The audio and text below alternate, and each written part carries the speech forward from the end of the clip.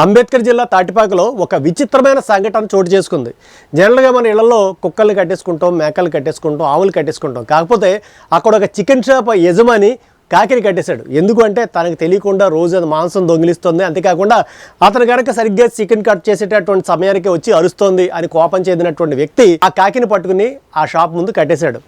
దీంతో చెర్రెత్తుకు వచ్చినటువంటి ఆ కాకికి సంబంధించినటువంటి స్నేహితులు, బంధువులు అందరూ వచ్చి ఆ కొట్టు చుట్టూరా చేరి అనేక వందల కాకులు అరవడంతో చుట్టుపక్కల దుకాణదారులు కూడా అభ్యంతరం వ్యక్తం చేయడంతో సదరు యజమాని ఆ కాకిని వదిలేశాడు. ఆ విచిత్రాన్ని మీరు కూడా చూడండి.